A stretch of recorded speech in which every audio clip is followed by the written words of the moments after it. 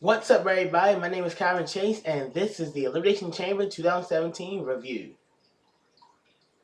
Um, to be honest, this was actually another really good SmackDown pay-per-view. There was nothing on the pay I can say I downright hated, but I'm not gonna say I really liked everything either. Uh, as usual, as usual, let me just go through every match and tell you what I thought about every match. Okay, first off was Becky Lynch versus Mickie James. This was the first three women's matches of the night, and it was a really good way to kick off the show. Um, it started off with an intense collar and elbow tie up, which went outside. Mickey then got control with the DDT and flattened Becky. After a while, she worked on Becky's arm for a long time, and using her own game against her. Every time Becky did try to fight back, Mickey would counter it. She did fight back again, but Mickey hit a seated senton for a 2 count. Mickey almost had the match won with a mid kick, but Becky had her foot under the rope. Mickey then went for she went for a DDT and which Becky counted to a suplex. She went for a disarmer, but got counted again, and Becky ended up rolling Mickey up for the 3 count. This is a really solid match, and like I said, a really good way to start the show off. The fans loved Becky and were really behind her, and the outcome doesn't hurt Mickey in the slightest because she really had the match won, but Becky's foot was under the rope. If they I don't know whether they should do a rematch or not. I'm more open for it, but with Becky scoring a victory, that should keep her in title contention. But a rematch does probably seem likely. I'm going to give that match a B-. Next up was one of the 2 matches I didn't really care for or like. The handicap match. Apollo Crews and Kalisto versus Dolph Ziggler. Before the match even started, Dolph attacked Kalisto before he made it to the ring and threw him into the LED board, sort of the screen. And he got taken to the back. And Dolph laughed his actions off and went through the crowd to the front. And this started off with this was a single match between Dolph and Apollo Crews. And Dolph controlled most of the match. Then Kalisto came back, and after a blind tag, Kalisto with 3 springboards. Another tag, Kalisto kicked Dolph into Apollo for his spinning sit down powerbomb for the pinfall victory. After the match, Dolph attacked both baby faces and threw Kalisto out of the ring. Attacked Apollo with a chair and trapped his ankle into the chair, and stomped on it. Jumped on it not once but twice. And here's the problem with that: there were actually cheers and chants of "Thank you, Ziggler." And after he stomped on his ankle the first time, the crowd said one more time. This is pretty clear. The baby faces in this situation are clearly underdeveloped, and while this helps Dolph get more over than he has been as a babyface, the problem is he attacked 2 babyfaces we couldn't care less about and we don't really like. That's what I said about Dolph heel turn to begin with. You can't just attack any babyface and think it's gonna work. He attacked probably 2 babyfaces we couldn't care less for on SmackDown. Honestly, the match wasn't all that good. But what happened afterwards, really, despite who was on, had it been done right on someone we actually care about, could have gotten really good heel heat on Dolph. So Dolph's being sadistic after the match was enough to bring it to a C+, because the match itself was a C, but Dolph after the match got a C+. Next up was the tag team turmoil match for the tag team championships. The match started off with Slater and Rhino versus Febreze. I'm not calling him Breezango. I'm gonna keep calling him Febreze. And Febreze came out as some sort of I wasn't looking for sailor strippers. They kind of like sailor strippers to me. No, this match, and I'm not just talking about the first beginning. It was nothing special until Slater and Rhino eliminated Breezango. I just call it whatever. Then the Vaudevillains came out and quickly got eliminated by Slater and Rhino. The Usos was next, and they beat down Slater for most of it and eliminated him through a Samoan drop. Next up was American Alpha, and this actually went on for. This is actually okay between Usos and American Alpha. And the Heels isolated Gable for much of the match, and Gable finally escaped them and got hot tagged to Jordan. He got into the ring, exploded obviously, and was just tossing his opponents around the ring, which is something I really like. And a blind tag to Gable allowed him to score a roll up to eliminate Jimmy and Jay. However, after they got eliminated, they attacked both American Alpha and threw Gable into the steps. And I think Jordan was left in the ring, and they were just there. And then the Ascension was next. I actually put out a tweet. I put out a tweet that would have probably made this better. I said, what if the Ascension gets attacked by the Revival, and they end up pinning Jason Jordan for the titles. That way we set up American Alpha versus Revival at WrestleMania, which will be great.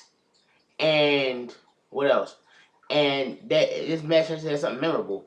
Instead, Ascension came out and delivered the Fallen Man with and they looked like they were about to win, but Gable made the save at the very last second. Match continued, and then then Gable was tagged in, and American Alpha hit that finisher, which is something I don't know. I think Grand Amplitude. I'm not sure how to pronounce that. And they retained the titles. If anything, this match did give us a chance to. This got all 5 teams on SmackDown Live some good screen time. But other than that, this was just an instant show of how incredibly dominant American Alpha is over their peers. And it asks, can anyone knock them off? Anyone on the current roster can knock them off? Obviously not. Even the Ascension, they had the best opportunity to win the titles, and they looked like jokes because they failed. Other than that, the only thing that came with the Usos looked competitive, but this shows that the main glaring weakness of SmackDown Live, as good as it's been since the brand split, is its tag team division. Now, I'm not saying Raw has a good tag team division either, but they definitely have the better tag team division between this and SmackDown Live. And yes, this did help Jordan and Gable look tougher and stronger, winning despite the attack, but that doesn't say much for the rest of SmackDown tag team division. Hopefully, the Revival will come with the challenge down for WrestleMania, because other than that, they're gonna be SOL for their title match at WrestleMania, because we'll probably just get less than we wanted Usos versus American Alpha again. Next up was Nikki Bella versus Natalya. Now, this match was actually a lot better than I thought it was going to be. But here's my problem with this. For 2 women who were supposed to hate each other, Nikki and Natalya didn't really bring the intensity until after the match. And the match itself, it was actually good. Mauro Ranallo, David Otunga kept saying how jealous Natalya was of Nikki, and they said how she was playing mind games with her, and she was definitely. And they said she was showing off her superior wrestling skills. Nikki at one point put Natalya in the STF. I'm sorry, no, what was it? The STF. I forgot what she called it. It was basically the STF. So that's what I'm calling it. Natalya put in a sharpshooter, but Nikki reversed it into the STF, like I said. Nikki put Natalya in an ankle lock. Oh, no, it's called a fearless lock. I forget that. That's the STF if I've ever seen it. After that, she brought Nikki through the ropes, and they were fighting on the arena floor. And this started bringing intensity. And then they both got counted out. Natalya, after the referee split them up, Natalya tried to cheap shot Nikki. She cheap shot Nikki and left the ring. And then,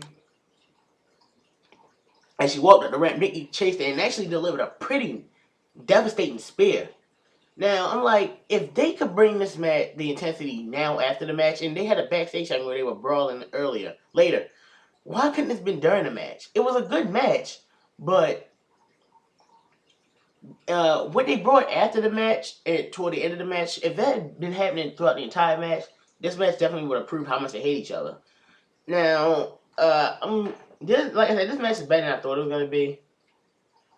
Now, Natalia has proven that she's a great in-ring technician, and Nikki, like I said, has proven that she is improved and is a really good wrestler. Like she is like taking big bumps and showing just like how look at her how she wrestled at the beginning of her career as a Diva Search Reject, and now look how she's wrestling now. That's called dedication. And while the finish might not be satisfying for some people, it continues the feud and really it keeps the feud hotter. This now I'm actually kind of fine with the double count out finish because neither one could really afford to lose this match. But what does this mean? Does this mean a showdown for WrestleMania 33? Or maybe a no disqualification match on SmackDown Live before then? Probably because given the mixed tag match they had planned that I brought up in yesterday's video, you'll know they're probably gonna end this feud before then. And WrestleMania being 7 weeks from the night. Overall, I'm gonna give this match a B. I really did. I thought it was good, but I really like the brawl after the match, especially that spin that he gave the title. That was a really nasty spin. Next up was Randy Orton versus Luke Harper. This match started off pretty slow, but toward the end really picked up. The announcers did a really good job of putting over how good Luke Harper is, and this match really showed it. And Daniel Bryan did it again after the on Talking Smack. Orton suplex Harper on the table, and Harper repeated that spot to Orton later. They eventually fought all over and almost fought on him, fell on one of the announcers. A chant of "Let's Go Harper" broke out, and then Harper actually gave Randy a suicide dive through the ropes. He did a sunset flip over the top rope into the ring, which is pretty cool. Randy did a superplex. Randy then they turned into a slugfest. Randy attempted went for RKO, but he hit a full Nelson slam, but Harper kicked out at 2. Then he had a Drapeman DDT. Orton didn't tease the RKO, but Harper just hit him with 2 really good super kicks, which honestly was a good close call. I thought it was actually over for a second. Harper went for a sit-down power bomb. Randy tried to go for a RKO, but he slipped out. Harper slipped out of it and delivered a sit-down power bomb for another close 2 count. Like, it really made Luke look strong to the point where I really thought he might have won this match. Another slugfest ensued, and then Luke tried to go for the discus clothesline, but Randy shoved his arm and hit him with an RKO for the win. Randy might have won, which makes sense because you roll in WrestleMania, you want to keep him looking strong. But one thing this did correctly, and I will give them props for this. This made Luke look like a star. This was the best thing they've done with Luke Harper since he's been in the company. Sure, the match didn't start too good because the headlock lasted a little bit too long. But once they got going, this match really told a good story and was really good. And the Let's Go Harper chants proved just how perfectly structured the match was. And it helped get Luke Harper even more over. So I'm giving that match a B+. Next up was the SmackDown Women's Championship match between Naomi and Alexa Bliss. Alexa started off the match disrespecting Naomi. She threw a gum at her face, which is just... I don't know how more disrespectful you can get than that. Then Naomi just straight attacked her. Both women, both very athletic. Alexa, Now I don't remember a lot of this match because I was actually doing something at the time, but I did get toward the end. Alexa tried to go for a twisted bliss, but Naomi caught her with put her knees up. And then Alexa got back. Naomi was gonna go for a dive on the floor, but was caught with a forearm and a DDT for the 2 count. Alexa threw a pretty funny tantrum. I'm not gonna lie, she was on her on the mat on her back just screaming. That was actually pretty funny. Uh, and she shouldn't. And she got more and more frustrated with how much with Naomi's resilience. Unfortunately, the finish was kind of botched. An ugly roll up, a miss twisted bliss from the champ, and an even uglier split legged moonsault by Naomi to score for the win. I'm glad Naomi won. After the match, and Renee caught up with Renee. Renee as usual interviewed Alexa. Naomi after she won the title, she broke down in tears and a chance of "You Deserve It" broke out. And you know what? She really does. Naomi's a really talented and underrated woman. I'm glad she won. And one thing she said, she's happy that since WrestleMania's gonna be in her hometown of Florida, Orlando, Florida, she gets to go into her hometown as champion.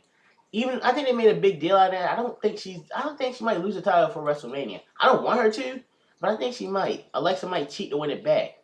Maybe Mickey might help her. The match was actually the match was going good until but the finish really did hurt it. But it was a really emotional moment for Naomi. She's worked hard, developed as a worker, and she finally found a personality for herself after the terrible runs as a Funkadactyl and Team Bad. She's no longer known as a reality star. She's opportunity to shine on wrestling's biggest stage in her hometown of Orlando. Um, Alexa, she's still one of the best heels in the company, and she's not done winning championships. I got a feeling she'll be a 2-time champion, but definitely before probably before the summertime, and I think maybe before WrestleMania. I'll give that match a B minus. It was going well, but the ending did kind of hurt it. And like literally, the way Naomi hit the split-legged moonsault really did she didn't really land on Alexa, and I didn't think she was gonna win because of it. But that's just little compared to everything else. Next up was the main event, the Elimination Chamber match for the WWE Championship. John Cena versus AJ Styles versus Bray Wyatt versus The Miz versus Dean Ambrose versus Baron Corbin. They actually made a new Elimination Chamber that's actually bigger. The pods are more square. There's glass above the pods now. And the floor is no longer steel but matte. Something that I'm sure a lot of people aren't going to like. The four that were in the pods were Bray, Dean, Miz, and Baron Corbin. So John Cena and AJ Styles started off to continue that epic rivalry. After that incredible match 2 weeks ago at the Royal Rumble, which was definitely probably a 5-star match. Then after that, Dean was the third person out, and Dean went straight at both AJ and John with a suplex. Dean lifted AJ up and suplexed him, but just dropped him on the mat on the outside, which probably would have been more devastating had it been steel and not matte. Dean then climbed to the top of a pod and then jumped on John. After that, AJ and Dean fought for a little bit, and AJ tried to go for a German suplex on Dean. John grabbed AJ in a double German suplex, which, even though they did that spot in that triple threat match, No Mercy, still was a pretty cool spot. Bray Wyatt was the next person to come out, and since he's really stiff and all, had to blast everyone with clotheslines, sent AJ flying to the chain.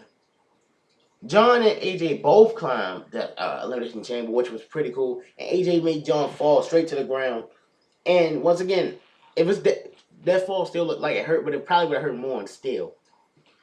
Then both AJ and Dean got on the same part that The Miz was in and fought for a while. Dean climbed down. Bray pulled Dean down, and then AJ was on the turnbuckle, and Dean went for an electric chair on Bray, and Bray grabbed AJ up the turnbuckle, and as Dean gave him an electric chair, just threw AJ. That was a pretty cool spot. Next up was Baron Corbin. He just went at everybody. He hit Ambrose with a clothesline and a deep six, He didn't even he yelled at Bray Wyatt, "I don't fear you," which he's pretty cool line. And then he put him on the chamber floor. He didn't hit AJ with the end of days, and then John put him in SCF, but he quickly escaped there and hit John with the end of days. After a little exchange between Corbin and Ambrose, the Miz is the final superstar, but this was hilarious because he saw like Baron Corbin was like looking at him like, "Come on," and Miz just would not lead the party even though they opened it, and this kind of made Baron like an idiot because he had his back turned so long. Dean rolled him up and eliminated him, and the fans weren't really that happy about it. It's not that I was mad that Baron got eliminated; it was the way he went down. That was kind of stupid. He then destroyed Dean Ambrose, tossed him through a pod, and hit him with the end of days. Miz's face when Dean went to that pause was like, he's like, that made me laugh. And I just love Miz. He's the perfect embodiment of a cowardly heel. And Miz, because he's a pretty cool, he's an opportunist, pinned Ambrose and he got eliminated. The final four are Miz, Cena, Wyatt, and Styles. And Miz then started his usual mocking of Daniel Bryan with kicks to Wyatt and Cena. Then AJ, then he went to AJ, and he got some cheers. And then right when I tweeted, John's gonna eliminate Miz to set the mixed tag match at WrestleMania. Right after that, John hit Miz with the AA and eliminated him, and the crowd wasn't very happy about it. Then after that, John hit a double five knuckle shuffle on both Bray and double on Bray and AJ. Then AJ hit John with a Styles Clash for a 2 count. And then AJ got hit with an attitude adjustment for a 2 count. John then went to one of the pods, climbed up to the pod, and did a double crossbody on Wyatt and AJ Styles. That got one of the biggest, that actually stunned the crowd. And one fan said, John, don't die while you're up there. That was pretty stupid, but funny at the same time. After John hit the high cross body, Bray hit him with Sister Abigail and pinned him, which got the biggest pop of the night. Then AJ and Bray fought for a while. Bray hit AJ with a seriously hard clothesline, which I thought was gonna end it. Then AJ hit a 450 splash, and Bray kicked out. Then he went for a phenomenal forearm, but Bray counted into a Sister Abigail for the 1, 2, 3. Bray Wyatt is the WWE champion. This match was really good, and the best thing and one thing besides Bray winning, which I'm so happy about time, this could set up plenty of stories. One, I expect Dean and Baron to fight for the Intercontinental Championship after the way Dean eliminated him and Baron got Dean eliminated. Miz and John are gonna go into that mixed tag team match. Because John eliminated him. And one thing I didn't bring up, when Natalya attacked Nikki backstage, Nikki accidentally got powder on Maurice.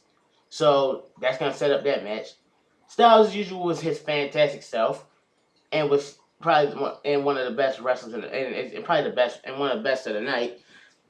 He's probably the only person going out of this match without a story, but the biggest story is Bray Wyatt's championship victory. After years of coming close, losing so many big matches at the big match, he's now the WWE champion and in a WrestleMania main event. And after he won, Randy Orton came out, and the stare down between Randy and Bray was so good. And it leaves us fans guessing, like, what path are the creative gonna take? Like, will they build a match of reluctance? Or does Randy reveal his plan to destroy the Wyatt family from within, which I said was probably gonna happen? And also, where does Luke Harper fit in all this? This was a really good match and a really great match, and something the fans really like. I'm giving that match an A-. The only problem I really have with this match is probably Baron's elimination and the fact that AJ doesn't have a story going out of it. But other than that, those are just 2 small nitpicks. So what's gonna be my final score for the pay-per-view? Let's see. Becky and Mickey got a B. I think a B minus. Kalisto, Dolph Ziggler, Apollo Crews and Kalisto versus Dolph Ziggler C plus. Tag team turmoil C. Nikki Bella and Natalia B. Luke Hartman, Randy Orton a B plus. Alexa Bliss and Naomi a B minus, and Elimination Chamber match an A minus. That all rounds out to a B plus. As usual, SmackDown delivers another solid pay per view. I don't know. This may be my favorite SmackDown pay per view yet, and I really like Backlash, and I really like I like No Mercy for the most part. But this pay per view, I thought SmackDown really brought it, and because I think Fastlane is going to be completely terrible with the main event they have set up, and Roman and Braun Strowman, this is probably going to be the best. This is probably going to be the best pay per view on the road to WrestleMania, even though the Royal Rumble was pretty good itself. I can't tell you next time you'll see me. Next time you probably see me will be the Fastlane prediction video with Kyrie, unless I get another video out before then. Anyway, I'm Kyrie Chase, and I'll see you guys next time.